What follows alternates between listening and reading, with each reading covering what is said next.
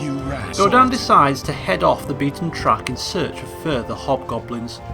He explains to Imoen that he simply could not bear the thought of some poor unsuspecting victim falling foul of the creatures, and therefore he would do his best to make the road safe. Who's he trying to fool? Godan couldn't care less about unsuspecting victims. What he does care about, however, is the gems and jewellery that the hobgoblins seem to like to collect. But Imoen doesn't have to know that now, does she? I think he's seen us. Get into position, Go on. and go! Get over.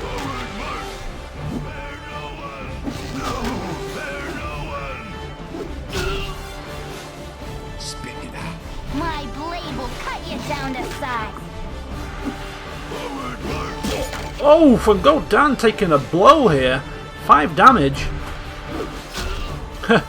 Once again, when you hit him, you get him mad. Counter struck him, 11 damage. Take that, Mr. Hobgoblin. You rang. Put that in your pipe and smoke it. Right, what's this then? Ooh, a scroll. Chromatic orb. Go on then. Sorted. Hobgoblins are a larger, stronger, smarter and more menacing form of goblinoid than their cousin, the goblin. They are generally considered evil creatures, and most of them do fit this expectation, although some do escape their cruel and harsh society to carry on lives of virtue. Those that do are generally accepted by outsiders, although this acceptance is usually a cautious one, as hobgoblins are plagued by their nature. They are prone to violence and have very hot tempers, not to mention that when they are provoked, they take great pleasure in causing pain to those that injured them. Hobgoblins are warriors by nature, and are often found in their communities ruling over goblins and bugbears, with the most powerful of them serving as the war chief. Their chief deity is Maglubiet, the god of war and rulership. However, Homorgeia, the deity of war and authority, is considered their patron deity. One thing is clear. The hobgoblins surrounding the inn were certainly not virtuous. One similarity between them and Godan. Another being the fact that Godan certainly takes great pleasure in hurting those that cause him pain. He ponders if perhaps he was a hobgoblin in a previous life, and chuckles to himself. Sorted. With the roads apparently safe for now, Godan and Imoen begin to make their way back to the inn. Godan feeling much more relaxed, having enjoyed his morning stroll, despite the distractions.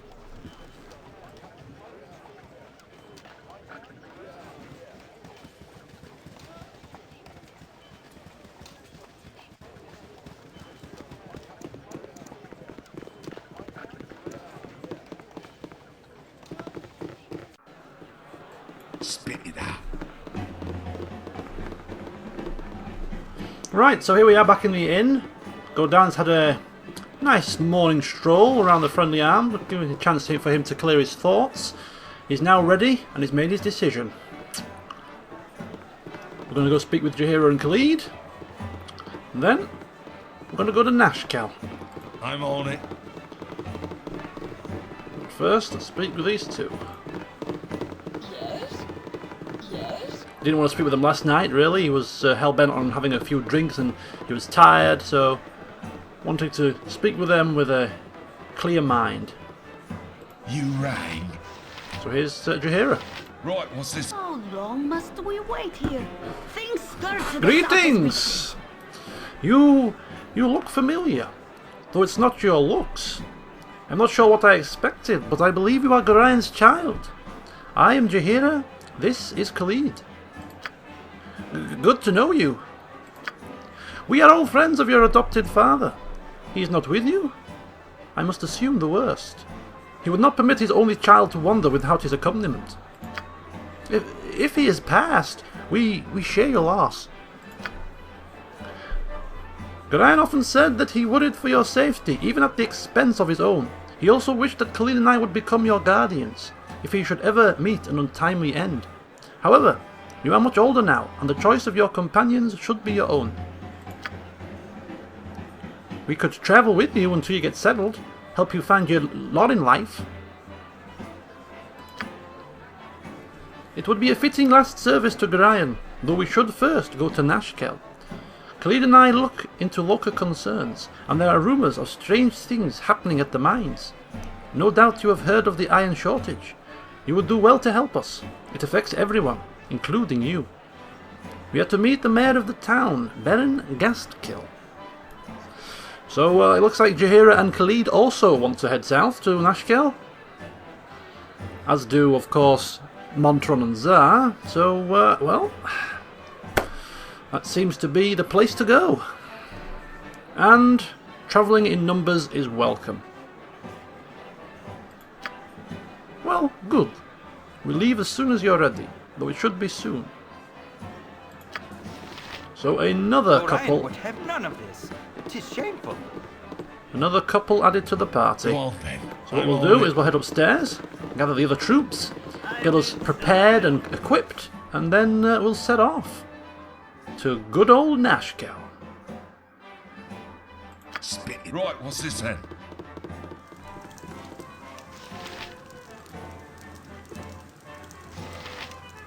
Something troubling you? Okay, yep, we do need their company. Blah de blah, thank you very much. And right. we are now a party of 6. What's the highlight all button? Select all is 0. It used to be the equals key, I'm pretty sure. Go on then. There we go, okay. Just trying to get proficient with the keyboard shortcuts where possible. Okay, so we have a full party of 6. Fighters to the front. And the squishies at the back. So we have got Khalid now, so we'll take a quick look at his bits and bobs here. He does have a potion. He has, by the looks of it, splint mail and a helmet already. He's come equipped with a medium shield and a long sword. He is a fighter. Armor class down at 1. That's pretty good actually. Thaco at 19. He's a pure fighter, champion swordsman and brawler, although he's stuttering, and well, we'll see how he fares when we get on the road. He can wear helmets, armour, any armour, and use any weapon, and he can achieve Grand Mastery with any weapon class. So that's pretty handy. And of course, the usual statistics: proficient with longsword. Axe as well, although with Godan in the party, he's not going to get a look in when it comes to axes. And a longbow as well for ranged support. But we're going to use him primarily as a fighter.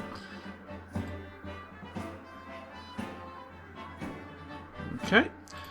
And we have Jaheira. She is a fighter druid, currently equipped with leather armour, quarterstaff. We do have a club actually that she is proficient with. Keep that as a backup weapon, I suppose. Potion of invisibility. I think Godan might donate a potion to her cause. She is as I say, a fighter druid, and if we look at her statistics here, good constitution, wisdom, charisma. She also has a collection of priest spells, which we'll sort out before we travel. This is Cure Light Wounds as healing spell. 8 points. That's nice and handy. We also have a Bless spell, which is a buffing thing. You buff the party, giving us +1 to our morale, +1 to attack and damage rolls as well.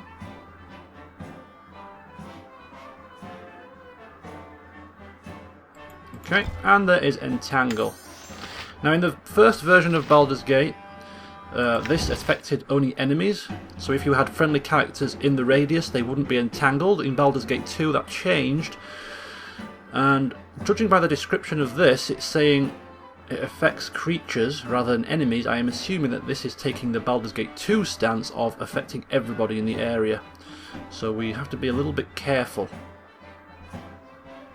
where we put this. We don't want to capture our own people in there. But we'll give it a go.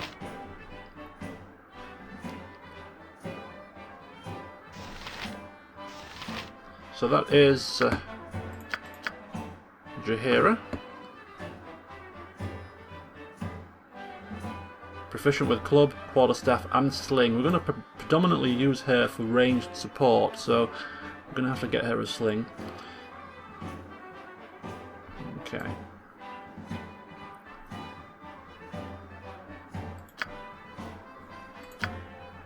She can also use a helmet, I believe. Protect against critical hits. Okay, looking good, Jaheira, looking good. Spit it out. Godan introduces Khalid and Jaheira to Montron and Zar, and despite the pleasantries exchanged between them, he couldn't help but notice a certain tension in the air. He wonders if they've met before, but decides against asking the question. With the party now at 6 members, Godan decides to finish off with a spot of shopping before heading on out. He asks Imowen to sort through the collection of jewellery that she has, along with the gems, whilst he distributes some of the surplus equipment to the new arrivals. In addition to the gems and jewellery, Godan has given Imowen the responsibility of looking after the magical scrolls. He is aware that Zar could probably make use of most, if not all of them, but at this early stage does not trust him enough to allow him to use all the scrolls in the party's possession. Instead, Zar was given the 2 scrolls that would be of most benefit to the party. Identify, so that any items that cannot be ascertained through normal methods can be identified with the click of a finger, because Godan will be loath to pay 100 gold pieces to have some shopkeeper do it for him. The second scroll being Magic Missile, certainly a more effective offensive spell than the minor drain that Zar seemed to favour. While speaking with Bentley in order to carry out some bartering, Godan mentions the horrific ambushes that he endured whilst on his morning stroll. To his horror, Bentley fails to offer a reward for Godan's efforts and refuses a refund for the room and ale purchased the night before. He does offer to purchase his goods at an inflated rate, however, which will have to do. As Imowen lays the jewellery and gems on the counter, Bentley picks up the red ring, explaining that it belongs to one of the local residents, Joya. Godan simply cannot be bothered to hand it back to her in person and insists on being paid for its retrieval, and letting Bentley return it to her if he so desires to do so. With the goods sold, Godan buys the essentials: slings, arrows and bullets, and once done, distributes them amongst the group, who proceed to equip them. He then informs them that he intends to head south to Nashkel, but first has an ogre to confront about a belt. Alright, bit of inventory management there, just having to get myself, get my bearings. Anyway, so we're now going to head off to the temple. I don't think there's anything that we can use or buy in here, but I'm just going to pop in, see if there's anything that we can add to our packs. You are welcome here in Gal Glittergold's sight. For a bit of respectful coin, we can cure what ails thee if you need. Asking what sort of cures.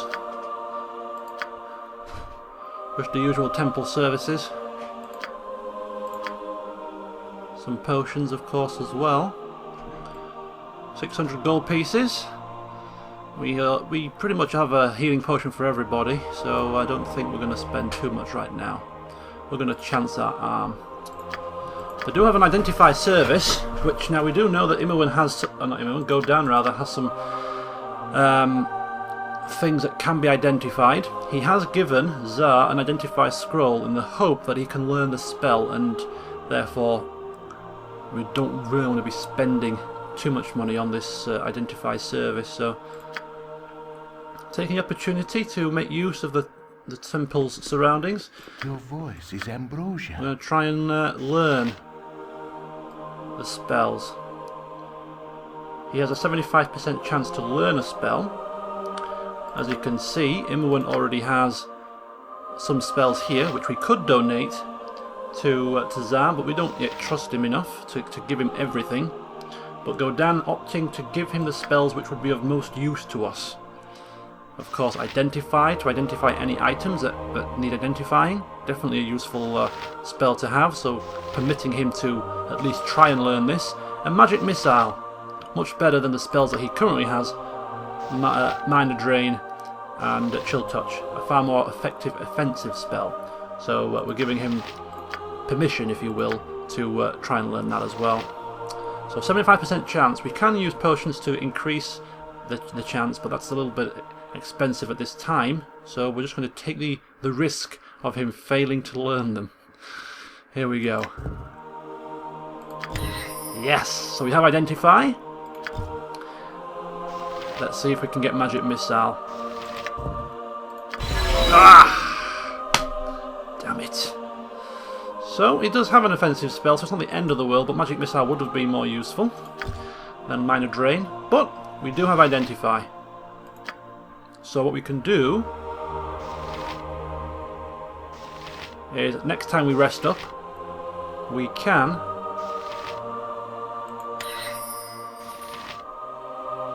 use Identify on the 2 items that we've got. Go on then. Sorted. And in fact, the time is 2 o'clock. Spit it out. Hardly the time to I'm on go adventuring to the south. So what we could do is one of 2 things, actually.